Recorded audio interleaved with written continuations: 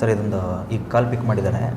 ಒಂದು ಒಳ್ಳೆಯ ಎಕ್ಸ್ಪೀರಿಯೆನ್ಸ್ ಆಗಿದೆ ಸರ್ ಇದೊಂದು. ನಾನು ಒಂದು 1 ಇಯರ್ ಬ್ಯಾಕ್ ನಾನು ಅವ್ರಿಗೆ ಚೆಕ್ ಮಾಡಿದ್ದು ಸ್ವಲ್ಪ ಚೆನ್ನಾಗಾಗಿದೆ ಇದು. ಅದು ನಿಮ್ಮ ಹತ್ರನೇ ನಾನು ಮಾತಾಡಿಸ್ತೀನಿ. ಹಲೋ ಮೇಡಮ್, ಒಂದು ನಿಮಿಷ ನಾನು ಅವ್ರ ಹತ್ರ ಕೊಡ್ತೀನಿ. ಒಂದು ನಿಮಿಷ. ನಮಸ್ಕಾರ ಮೇಡಮ್. ನಮಸ್ತೆ ಸರ್, ಸ್ವದೇಶ್ ಮೀಡಿಯಾದವರು ಅರವಿಂದ್ ಸರ್ ಅಲ್ವಾ? ಹೌದು ಹೌದು ಹೌದು ಮೇಡಮ್. ನಮ್ಮ ತಂಗಿ ಜಾಸ್ತಿ ನೀವು ವಿಡಿಯೋಸ್ ನೋಡ್ತಾ ಇರ್ತಾರೆ. ಹೌದಾ? ನಾನು ಸ್ವಲ್ಪ ಕಮ್ಮಿನೇ. ನಾನು ವೈಫ್ ಆಗಿರೋದ್ರಿಂದ ಅವರೇ ನನಗೆ ಹೇಳಿದ್ದು ಆ ಸಲ. ನಾನು ಆಮೇಲೆ ಅವರು ತುಂಬಾ ಸ್ವಲ್ಪ ಪ್ರಾಬ್ಲಮ್ ಅಲ್ಲಿ ಇದೆ ಸರ್. ನಾನು ಫ್ಯಾಮಿಲಿ ಇದೆ ಅಂದ್ರೆ ಆಚೆ ಹೇಳ್ಕೊಳ್ಳೋಂಗಿಲ್ಲ ಬಿಡಂಗಿಲ್ಲ. ಜಾಯಿಂಟ್ ಫ್ಯಾಮಿಲಿ ಇದೆ, ಹಂಗಾಗಿ ಮನೇಲೆ ಸಿಕ್ಕಾಪಟ್ಟೆ ಪ್ರಾಬ್ಲಮ್ಸ್ ಕೊಡೋರು ನನಗೆ. ನಮಗೂ ಇವೆಲ್ಲ ಮಾಟ ಮಂತ್ರಗಳು ಅಂತವೆಲ್ಲ ಏನ್ ಅನುಭವ ಇಲ್ಲ. ಪೂಜೆಗಳು ಮಾಡ್ಕೊಳ್ಳೋದು, ಹಿಂಗಿತ್ತು ಹೋಗೋದು, ಹಿಂಗೆ ಇರೋದು. ಆಮೇಲೆ ನಾನು ತುಂಬಾ ಸಫರ್ ಆದೆ. ಆಮೇಲೆ ಸರಿ ಇವ್ರು ಗುರುವಾರ ಅವ್ರನ್ನ ಮೀಟ್ ಮಾಡ್ಬೇಕಲ್ಲ, ನಮ್ ತಂಗಿ ಹೇಳಿದ್ರು ಪಕ್ಕ ಅವ್ರು ತುಂಬಾ ಚೆನ್ನಾಗಿ ಸಜೆಷನ್ ಎಲ್ಲ ಕೊಟ್ಟಿ ಸುಮಾರು ಜನ ಚೆನ್ನಾಗ್ ಆಗಿದ್ದಾರೆ, ಟ್ರೈ ಮಾಡ್ಕ ಅಂತ ಅವರೇ ಮಾಡ್ಸಿ ಮಾಡಿದ್ರು. ಆಮೇಲೆ ನನ್ಗೊಂದು ಆಶ್ಚರ್ಯ ಏನಾಗಿದ್ದಂದ್ರೆ, ಗುರು ಏನಂದ್ರೆ ನಾನು ಫೋನ್ ಕಾಲ್ ತಗೊಳ್ತಾ ಇದ್ದಂಗೆನೆ ನಮ್ಮ ಮನೆ ಲೊಕೇಶನ್ ಒಳಗಡೆ ಇರೋದು. ನನಗೆ ಯಾರಿಂದ ತೊಂದರೆ ಆಗ್ತಾ ಇದೆ ಅಲ್ವಾ, ಅವ್ರ ಮನೆ ಎಲ್ಲಿದೆ, ಅವ್ರ ಲೊಕೇಶನ್ ಏನು ಎಲ್ಲ ನೀಟಾಗಿ ಹೇಳ್ಬಿಟ್ರು. ನನಗೆ ಅದು ಸಿಕ್ಕಾಪಟ್ಟೆ ಇದಾಗಿದ್ದು ಸರ್. ನನಗೆ ಅಷ್ಟು ಕ್ಲಾರಿಟಿ ಅವರು, ನಾನು ಅದೇ ಫಸ್ಟ್ ಟೈಮ್ ಮಾಡಿದ್ ಫೋನು, ಅಷ್ಟು ಕ್ಲಾರಿಟಿ ಕೊಟ್ರು ಚೆನ್ನಾಗಿ. ಹಿಂಗೆ ಇದೆ ಅಮ್ಮ ನಿಮ್ ಮನೆ ಲೊಕೇಶನ್, ಈ ಡೋರ್ ಇದೆ, ಈ ತರ ಸೋಫಾ ಇದೆ, ನಿಮ್ ಮನೆ ಹಿಂಗಿದೆ, ನೀಟಾಗಿ ಹೇಳಿದ್ರು. ನೋಡೋಕ್ ಇರೋದ್ರಿಂದಾನೇ ಹೇಳ್ಬಿಟ್ರು. ನನ್ಗೆ ಯಾರು ತೊಂದರೆ ಕೊಡ್ತಿದಾರಲ್ಲ ಅವ್ರದ್ದು ಚೆಹರೆ ಪೂರ್ತಿ ಹೇಳಿದ್ರು ಆಯ್ತಾ. ಯಾಕಂದ್ರೆ ನಾವು ಓಪನ್ ಆಗಿರಲ್ಲ, ಯಾಕಂದ್ರೆ ಅವ್ರು ನೋಡ್ಬೋದೇನೋ ಅಲ್ವಾ, ಅವೆಲ್ಲ ಇದ್ ಮಾಡಕ್ ಆಗಲ್ಲ. ಪೂರ್ತಿ ಹೇಳಿದ್ರು. ನನಗೆ ಆಗ್ಲೂ ಮೇಲೆ ಭಾರಿ ಸಾಯ್ತು. ಮತ್ತೆ ಅವ್ರು ಹೇಳಿದ್ರು, ನೋಡಮ್ಮ ನಿಮ್ ಪರಿಸ್ಥಿತಿ ಇವಾಗ ತುಂಬಾ ಹದಗೆಡ್ಸಿದ್ದಾರೆ, ನಾವು ನಿಮ್ ರಿಲೇಷನ್ ಮಾಡಿ ಇಟ್ಟಿರೋದು, ನೀವ್ ಆದಷ್ಟು ಬೇರೆನೆ ಇದ್ದು ನಿಮ್ ತಂಗಿಯವ್ರ ಸಹಾಯ ತಗೊಂಡು ನೀವೆಲ್ಲಾದ್ರೂ ಇರಿ, ಅವ್ರು ಇನ್ನಷ್ಟು ನಿಮ್ಗೆ ತೊಂದರೆ ಮಾಡೋದು ಚಾನ್ಸಸ್ ಎಲ್ಲ ಜಾಸ್ತಿ ಇದೆ ಅಂತ. ಅದಕ್ಕೆ ತಗೊಂಡು ಆವಾಗ ಸರ್ ಸಿಕ್ಕಿ ಮತ್ತೆ ರಾಘವೇಂದ್ರ ಅವ್ರದ್ದೇ ರಾಯರ್ದೇ ನನಗೆ ಕೆಲವೆಲ್ಲ ಇದು ಹೇಳ್ಕೊಟ್ಟಿದ್ದವರು, ಮಂತ್ರಾಲಯಕ್ಕೆ ಹೋಗಿ ಬನ್ನಿ ಮತ್ತೆ ಈ ತರದೆಲ್ಲ ಮಾಡಿ ಅಂತ. ಅದಾಗಿದ್ಮೇಲೆ ಮಧ್ಯದಲ್ಲಿ ಸಾರ್ ಕಾಂಟ್ಯಾಕ್ಟ್ ನಾನು ಮಾಡಕ್ ಆಗಿಲ್ಲ ಗುರುಗಳಿಗೆ, ಯಾಕಂದ್ರೆ ಪ್ರಾಬ್ಲಮ್ಸ್ ಎಲ್ಲ ಫೇಸ್ ಮಾಡ್ತಾ ಇದ್ದೆ.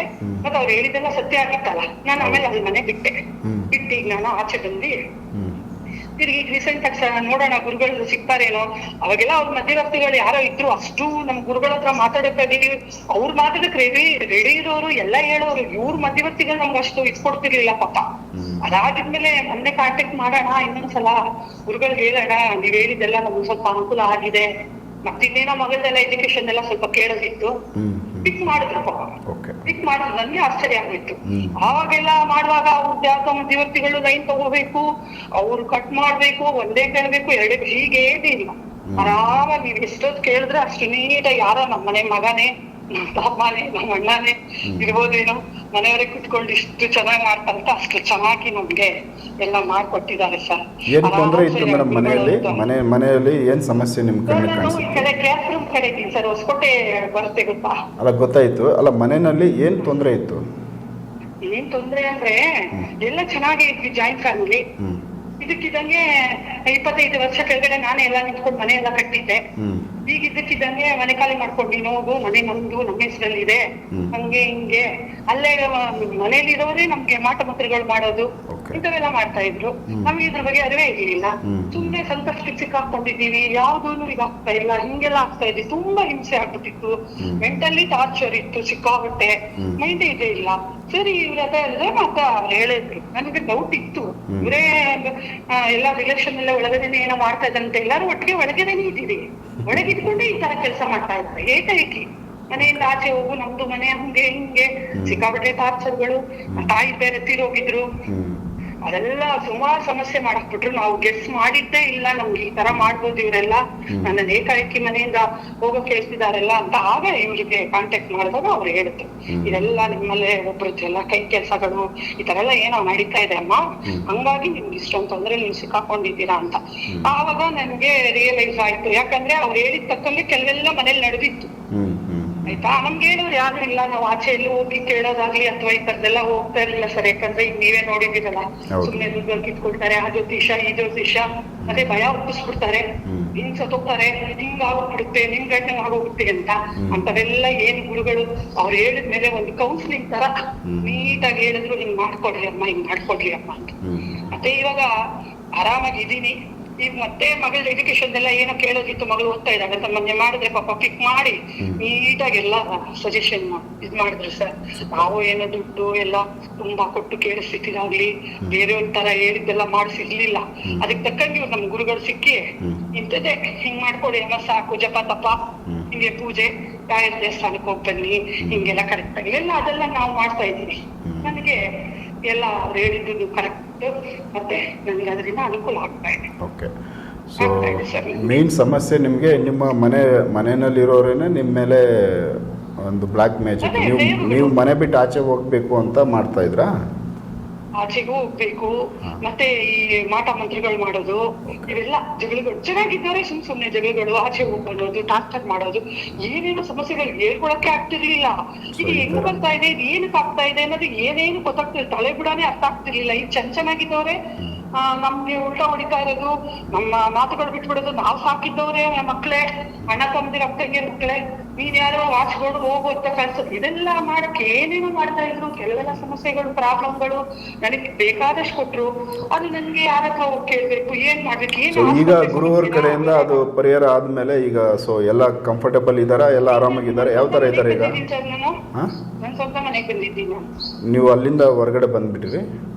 ಬಂದ್ಬಿಟ್ರಿ ಸರ್. ನಮ್ ತಂಗಿದು ಅವ್ರು ಹೇಳಿದ್ರು, ತಂಗಿ ಅಷ್ಟೇ ನಿಂಗೆ ಹೆಲ್ಪ್ ಮಾಡ್ತಾರೆ, ಇಲ್ಲೆಲ್ಲ ನಿನ್ ಶತ್ರುಗಳೇ ಇದಾರೆ, ಅವ್ರದ್ದೇ ಹೆಲ್ಪ್ ತಗೋಬೇಕು. ಅವ್ರೇ ಹಂಗೆ ನಾನು ನಮ್ ತಂಗಿ ಮನೇಲಿ ಹೋಗಿ 3 ತಿಂಗಳು ಇದ್ನು ಸರ್. ನಾನು ಅವರೇ ನನ್ಗೆಲ್ಲ ಇದ್ ಮಾಡಿಸಿ ತುಂಬಾ ಸರ್ ಪೊಲೀಸ್ ಸ್ಟೇಷನ್ ವರ್ಗೂ ಕರ್ಕೊಂಡು ಹೋಗಿದ್ದಾರೆ ಸರ್. ನನ್ನ ಪೊಲೀಸ್ ಸ್ಟೇಷನ್ ವರ್ಗೂ ಕರ್ಕೊಂಡು ಹೋಗಿ ಎಲ್ಲ ಕೇಸ್ಗಳೆಲ್ಲ ಹಾಕ್ಸಿ ನಮ್ಮ ಮೇಲೆ, ಆಯ್ತಾ. ಅಷ್ಟೆಲ್ಲ ಆಮೇಲೆ ಹೇಳಿದ್ರು, ನಿಮ್ ತಂಗಿನೇ ಅಮ್ಮ ನಿಮ್ಗೆ, ಅವ್ರ ಮುಗಿತಾನೆ ನೀನ್ ಇದ್ ಮಾಡ್ಕೋಬೇಕು, ಅವ್ರ ಹತ್ರ ಹೆಲ್ಪ್ ತಗೊಂಡು ನೀನ್ ಮಾಡುವಂತ ನೀಟಾಗಿ ಹೇಳಿದ್ರು. ಹಂಗೆ ಆದ್ ನೋಡ್ರಿ, ಅವ್ರು ಹೆಂಗ್ ಹೇಳಿದ್ರು, ಅದು ವರ್ಷ ಕೆಳಗೆ ಹೇಳಿದ್ದವ್ರು. ನಾನ್ ಕಡೆಗೆ ಈ ಮನೆಯಿಂದ ಹೊರಗೋಗಿ ತಂಗಿ ಮನೇಲೆ ಉಳ್ಕೊಂಡು 3 ತಿಂಗಳು, ಕಡೆಗೆ ನನ್ ಮನೆ ಎಲ್ಲ ಅವರೇ ಇದ್ ಮಾಡಿಸ್ಕೊಟ್ಟು ನನ್ನ ಕರ್ಕೊಂಡು ಸ್ವಂತ ಮನೇಲಿ ಇರಿಸಿದ್ದಾರೆ. ಈಗ ನಾನು ಆರಾಮಾಗಿದ್ದೀನಿ. ಸರಿ, ಅವ್ರ ಹತ್ರ ನೋಡೋಣ. ಅವಾಗೆಲ್ಲ ಅವ್ರ ಮಧ್ಯವರ್ತಿಗಳು ಅಷ್ಟು ಕಾಂಟ್ಯಾಕ್ಟ್ ಕೊಡ್ತಾ ಇರ್ಲಿಲ್ಲ. ಈಗ ಮೊನ್ನೆ ಒಂದು ರೀಸೆಂಟ್ ವಿಡಿಯೋ ನೋಡಿದಾಗ ಸಾರೇ ಫ್ರೀಯಾಗಿ ಇರ್ಬೋದು ಗುರುಗಳು ಅಂತ ಹೇಳಿ ಫೋನ್ ಹಾಕಿದ್ವಿ. ನೀಟಾಗಿ ಪಿಕ್ ಮಾಡಿದ್ರು, ಮಾಡಿ ನೀಟಾಗಿ ಮಾತಾಡಿದ್ರು. ಏನಿಲ್ಲಮ್ಮ ಹಿಂಗಿದೆ ಎಜುಕೇಶನ್ ಮಗಳು ಕೇಳ್ಕೊಂಡೆ, ಅದಕ್ಕೂ ಕ್ಲಾರಿಟಿ ಎಲ್ಲ ಕೊಟ್ರು. ಹಂಗಾಗಿ ಸೊ ಈಗ ಆರಾಮಿದ್ದೀರಾ ನೀವು? ಆರಾಮಿದ್ದೀರಾ ನೀವೀಗ? ಈಗ ಆರಾಮಾಗಿದ್ದೀನಿ. ಒಂದ್ ಧೈರ್ಯ. ಸೂಪರ್. ಏನಾದ್ರು ಪಾಪ ಹೇಳ್ತಾರೆ, ಇಟ್ಕೊಡಿ ಅಮ್ಮ ಅನ್ನಲ್ಲ, ಬೇರೆಯವ್ರ ತರ ಇನ್ನೊಂದು ಕೊಡಿ ಅಂತಲ್ಲ. ಅಂದ್ರೆ ಈಗ ನಿಮ್ಗೆ ಮೇನ್ ಮುಖ್ಯವಾಗಿ ನಿಮ್ಗೆ ಅಲ್ಲಿ ಆ ಮನೆಯಲ್ಲಿ ತೊಂದರೆ ಇದೆ ಅನ್ನೋದನ್ನ ನಿಮ್ಗೆ ಕ್ಲಿಯರ್ ಆಗಿ ತಿಳಿಸಿ, ಅಲ್ಲಿಂದ ನೀವು ಪಕ್ಕಕ್ಕೆ ಹೋಗ್ಬಿಡಿ ಅಂತ ನಿಮ್ಗೊಂದು ಸಜೆಷನ್ ಕೊಟ್ಟು, ಬಟ್ ಯಾರ ಹತ್ರ ಹೋಗ್ಬೇಕು ಅನ್ನೋದನ್ನ ಒಂದು ಕ್ಲೀನ್ ಆಗಿ ನಿಮ್ಮ ತಂಗಿಯವ್ರು ನಿಮ್ಗೆ ರಕ್ಷಣೆ ಇದ್ದಾರೆ ಅಂತ ತಿಳಿಸಿ ಇವಾಗ ಅಲ್ಲಿಗೆ ಕಳಿಸಿದ್ದು ನಿಮ್ಗೆ ಒಳ್ಳೇದಾಗಿದೆ.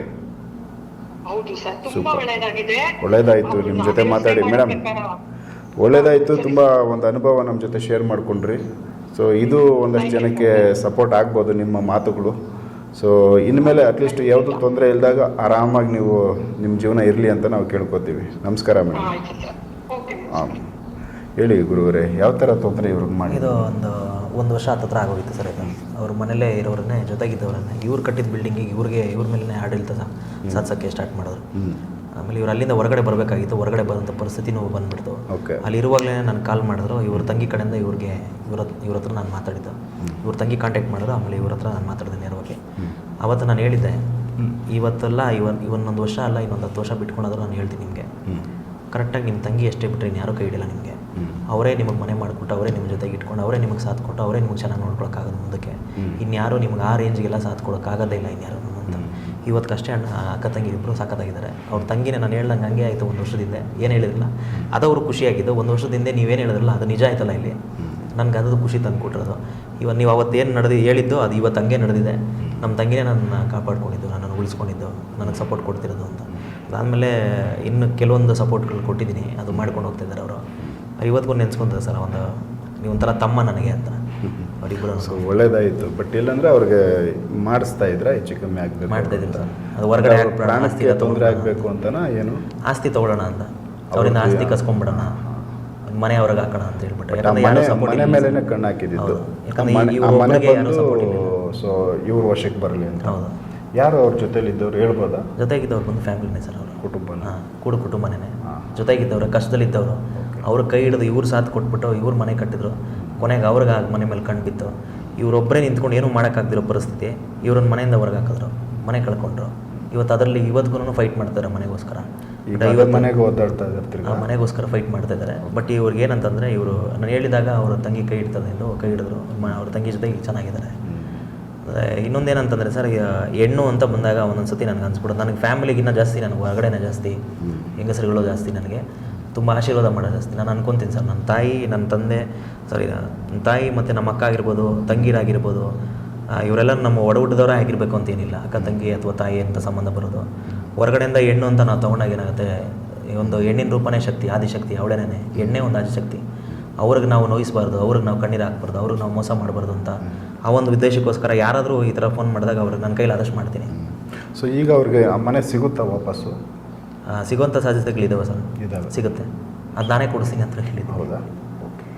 ಸೊ ಯಾಕಂದರೆ ಬೇರೆಯವ್ರ ಆಸ್ತಿ ಮೇಲೆ ಇಡ್ತಾ ಸಾಧಿಸೋಕ್ಕಾಗಲ್ಲ ಸರ್ ಅದು.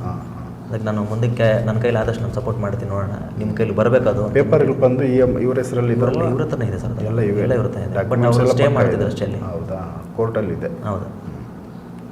ಸೊ ವೀಕ್ಷರೇ, ಇದೊಂದು ಸಿಂಪಲ್ ವಿಚಾರನೇ. ಬಟ್ ಏನಂದರೆ, ಕುಟುಂಬ ಬಂದು ಒಂದು ಒಟ್ಟಾಗಿರೋ ಕುಟುಂಬ ಒಗ್ಗಟ್ಟಿಲ್ದಂಗೆ ಯಾವುದೋ ಒಂದು ಉದ್ದೇಶದಿಂದ ಆಸ್ತಿಗೋಸ್ಕರ ಜಗಳ ಆಗಿತ್ತು. ಅದಾದಮೇಲೆ ನೋಡಿ, ಜಗಳ ಅನ್ನೋದಕ್ಕಿಂತ ಗೊತ್ತಿಲ್ಲದಿರೋಂಗೆ ಅವ್ರಿಗೇನೋ ಮಾಡಿಸಿರೋದು, ಇವೆಲ್ಲ ಒಂದು ಬ್ಲ್ಯಾಕ್ ಮ್ಯಾಜಿಕ್ ವಿಚಾರಗಳು. ಸೊ ಈ ಥರದ್ದು ಎಲ್ಲ ಕಡೆ ನಡೀತಾ ಇದ್ದಾವೆ. ಸಾಕಷ್ಟು ಕೇಸುಗಳು ಈ ಥರದ್ದು ಸುಮಾರು ಬರ್ತವೆ.